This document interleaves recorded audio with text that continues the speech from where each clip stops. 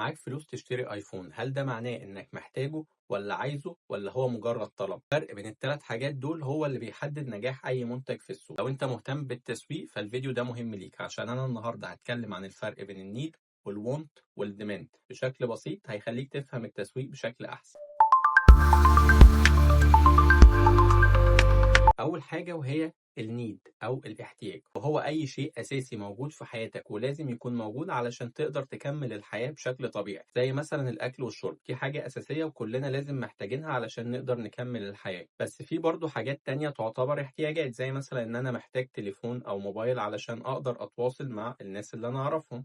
بس مش شرط هنا إن أنت يبقى معاك أيفون، أنت أي تليفون هيقدر إن هو يفي بالغرض ويسد الاحتياج ده. يعني أنت لو معاك 3310 هتقدر تستخدمه عادي جدًا إن أنت تتواصل مع الناس، فمش شرط خالص إن أنت يكون معاك أجدد تليفون علشان تقدر تسد الاحتياج ده، وهو إنك تتواصل مع الناس اللي أنت تعرفها. تاني حاجة وهي الرغبة أو الWant، وهنا بقى يبدأ الاختلاف شوية، ليه؟ لأن أنت هنا بتبدأ تختار البراند أو المنتج اللي أنت عايز تشتريه. يعني أنت عايز مثلًا تشتري أيفون، طب ليه عايز تشتري أيفون؟ عشان الأيفون الكاميرا بتاعته حلوة، عشان الأيفون الشكل بتاعه أحسن، دي كلها أسباب تخليك إن أنت عايز تشتري المنتج ده. بس هل دي أسباب معناها إن هو احتياج؟ لأ خالص، دي اسمها رغبة أو الWant. بمعنى لو أنا معايا موبايل ال3310 فهو سد الاحتياج اللي عندي بتاع التواصل، بس أنا عندي رغبة إن أنا أبقى ماسك موبايل أيفون علشان الموبايل شكله أحسن أو علشان فيه مميزات أكتر من ال3310. فدي كلها رغبة عندك إن أنت تطور من الحاجة اللي أنت ماسكها، بس مش احتياج. والرغبة دي بتيجي نتيجة التأثير النفسي والتأثير الاجتماعي حوالينا، وممكن برضو تكون بتيجي من تأثير الإعلانات اللي حوالينا اللي بتحسسك إنك لازم تشتري المنتج ده، وإنك لو ما اشتريتش المنتج ده هتحس دايما إن أنت فايتك حاجات كتير. تالت نقطة بقى وهي الطلب أو الديماند، وهنا بندخل بقى للجزء الأهم.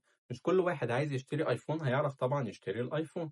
ليه؟ لان هنا بيبقى في نقطة مهمة، وهي ان انت يبقى عندك القوة الشرائية علشان تشتري المنتج اللي انت عايزه، هي الفلوس. فانت لو معكش الفلوس ان انت تشتري الايفون فهنا مش هتقدر تشتري الايفون، فالعملية مش هتكمل. بس لو انت بقى عندك الفلوس والرغبة هنا ساعتها هيحصل الديماند، وهتبدأ تشتري المنتج اللي انت عندك رغبة في ان انت تشتريه. طب الشركات ازاي بقى بتستغل حاجة شبه كده؟ الشركات مش بتبيع لك بس المنتج اللي هي بتبيعه لك، هي بتبيع لك الاحساس بتاع المنتج. وابل سريع قوي في الحتة دي، هو بيحسسك دايما ان انت لو مسكت الايفون هتبقى احسن واحد في الدنيا، بيحسسك ان انت هتبقى اذكى واحد في الدنيا.